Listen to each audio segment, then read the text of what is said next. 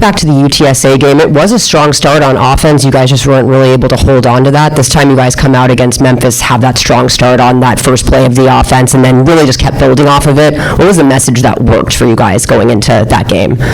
Yeah, I mean, kind of the same thing. It's just we got to, finish better and protect the football. I think that was a big thing, and something we always preach. We just didn't do very well against UTSA and did, really well against Memphis. And so it's just keep the same thing. Score touchdowns in the red zone. Be dialed in on every play. Make sure, every play is the play where we make a play instead of every play is the play we wish we had back. And then, you look at your O-line, you looked like you had, an XXL pocket at times to be able to throw back there. How much does that really just help you get the passing game going with blocking like that up front? Yeah, they're incredible, man. I mean, it's nice when you're just sitting back there with all day to throw. Guys cannot be open and then just come open. It's great. I love it. Those guys up front played really well. I'm looking forward to them doing the same this week. And I think the note said it was the 7th game that you guys have won that's been decided by 8 points or less. I guess, how do you kind of take that and work on, I guess, building a more dominant lead to end some of these games?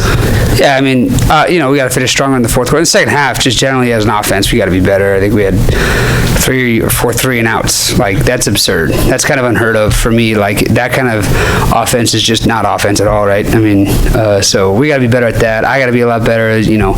We just got to keep the attention to detail high even when we're up by a couple of scores. And we did that most of the game. Obviously, in the second half, we didn't do it well enough. And just quickly, that last play where you ran for it, though, if that was a passing play, I think there was 4 tight ends out there and Javen Gordon. Who was the read on that final play? I think the primary there was Javen on a little out, and then Scoos was kind of running a little corner route, inside release corner route, and so Javen was the guy, and then they played zone to it though, so they covered it. But that's what they do when we play zone. They can't cover me. They can't cover everything, especially in zone defense. A lot of times the quarterback runs open. Coach sort of just mentioned it, but to your second to last question you just answered, getting exposed against UTSA, how much did y'all carry that emotion into the game against Memphis? Yeah, I mean, I think it was just a good reset factor where it was kind of to come to the realization of, this season's right in front of us. If we mess around a little more, it's gone. In the sense that we want to go win a championship. And so we got to win a championship every single week. The way the championship run is set up right now, we have to win every game to get there. So essentially, every single game leading up to the championship is the championship game.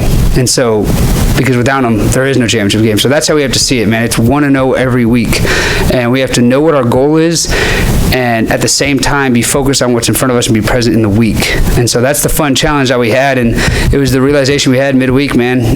The leaders on this team really stepped up and kind of put words to what we were kind of thinking. But when you identify that goal, it's so much easier to move towards that, especially in unison when you talk about it as a group. So it was just really awesome to see the team kind of buy into that and be like, all right, we want to go win a championship. So what do we got to do? We got to be 1-0 this week. And to that point, Coach also just talked about the parity in the league. So when you see a FAU team that's 500 in conference but under 500 overall, just what does preparing for this championship game look like against them, just not playing down to your opponent? Yeah, I mean, it's you gotta think you gotta go attack the opponent every week, right? I think that's the biggest thing is we gotta play on the attack, offensively and defensively. We gotta go attack and be the person inflicting what's going on and make them react to what we're doing. We gotta do our thing, and so that's important when you're gonna face a team, that if people think we should beat them, we still gotta treat it that way, where we gotta be the people attacking, because I've been in moments where you're late in the season and you're supposed to be better in this team. You're like, we'll get it right, and you're just trying not to lose. In reality, we're doing a really good job this week already, and last week obviously, but this week already of making sure we're attacking every play, and we're going to attack the defense throughout the game. I remember last year toward the end of the year, the Big 12 had 5 teams that were all vying for the championship game at that time, including BYU. Can you draw on that experience and just how much all of those games felt like a playoff game, no matter what the quality of the opponent was? Yeah, no, exactly. I kind of said it after the game, but November football games are the ones you remember. Those are the crucial games, and those are always a playoff style games because they mean so much when it comes comes to postseason implications. So, yeah, you got, like I said, you got to be dialed in it. You can't take anybody for granted because, any team is like, you know what, let's go win out. Like every team in the country is. If you're, a team that hasn't had a great year, you're like, you know what, let's just have a great last 3-4 games and, make something good out of it or anything. And that's a subpar team. And the good teams, we got to be higher urgency on that. We got to be like, listen, we got something to play for, man. This is real. We got something to really play for, to really do something great and be a great team. And so we got to have that high urgency. Like I was saying, you can't ever treat a game like you're slated to favor. Like no matter what, we got to have that chip on our shoulder like we're the underdog, and like we've been before many times. And so that's kind of the focus for me. That's what I'm trying to get relayed to the guys. And when you watch FAU's defense, what's the first thing that stands out? Yeah, I mean, it's not a defense we haven't seen. They play a lot of too high kind of quarters type stuff, a lot of man stuff. They're not afraid to go man. They believe in their guys, and so we got to respect them for that. But like I said, like for me in our offense, we got to understand what we're going against, but I'm going to understand it in the capacity like, okay, what are we going to do against that defense? What are we going to attack? How are we going to beat us against that defense? And so I like that we have a lot of stuff already in. Today's kind of a heavy load day, and I like a lot of stuff we got in offensively. We're doing some really cool things. It's not often you love the game plan so much on a Tuesday, and I was talking to Craddock today in practice. I said, Coach, I know it's Tuesday, but that might be my favorite plan, the game plan already. And so to have that kind of feeling early in the week is great. You were recognized by 3 different organizations this week. Congratulations. Thank you. Do you even reflect on that right now, or you just sort of put it in your back pocket and look at it later? Yeah, you just kind of, like you said, put it in your back pocket. It's not something to worry about. It's awesome, man. The 3 great organizations. David O'Brien Award is obviously a prestigious award. The Manning's obviously, local to here. It's cool to have that connection. And the conference recognized me is great. I definitely play with a little chip on my shoulder. I think, that's something I should get every week. You know what I mean? Not that I deserved it every week this year, but like that's my goal, is to make sure I can get that every week. So for me, it's like, all right, I did it this week. Now let's go do it again next week. Like that's kind of how I feel about that award. But I'm grateful for it. It's awesome, but like you said, it's gravy, right?